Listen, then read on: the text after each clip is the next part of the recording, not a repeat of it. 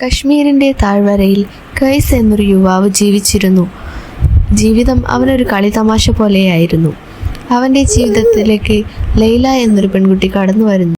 അവൻ ആദ്യമായാണ് ഒരു പെണ്ണിനെ ഇത്രയേറെ സ്നേഹിക്കുന്നത്. വഴക്കുകളാൽ തുടങ്ങിയ അവരുടെ ബന്ധം ആത്മാവിൻ്റെ പാതിയായി മാറി. പക്ഷേ സമൂഹം അവരെ ഒരുമിപ്പിക്കാൻ സമ്മതിച്ചില്ല. ലൈലയെ അവളുടെ ഇഷ്ടമില്ലാത്ത വിവാഹത്തിന് നിർബന്ധിച്ച് കല്യാണം കഴിപ്പിച്ചു. ആ ദിവസം കൈസ് ആകെ തളർന്നുപോയി. അവൻ്റെ മനസ്സ് ഒടിഞ്ഞു വീണ പോലെയായി. കൈസ് ആളുകളോട് സംസാരിക്കുന്നത് നിർത്തി. പാട്ടുകളായി കവിതകളായി ആളുകൾ ലൈലയോട് വിളിച്ചു പറയാൻ തുടങ്ങി അവൻ ഭ്രാന്തനായി എന്ന്. അവൻ കാടുകളിലേക്ക് പോയി മുഷിഞ്ഞ വസ്ത്രങ്ങളും താടി നീട്ടി വളർത്തിയ അവൻ്റെ കോലമാകെ മാറിയിരുന്നു. വർഷങ്ങൾക്ക് ശേഷം ലൈല അവനെ കാണാൻ വന്നു. അവൻ്റെ കോലമാകെ മാറി ഒരു ഭ്രാന്തനെ പോലെ ആയിരിക്കുന്നു. ലൈല അവനോട് പറഞ്ഞു, കൈസ്, ഞാൻ ലൈലയാണ്. അപ്പോൾ കൈസ് പറഞ്ഞു, ലൈല, അത് ഞാൻ തന്നെയാണ് നിന്റെ ലൈല. ലൈല കരഞ്ഞുകൊണ്ട് അവിടുന്ന് പോയി.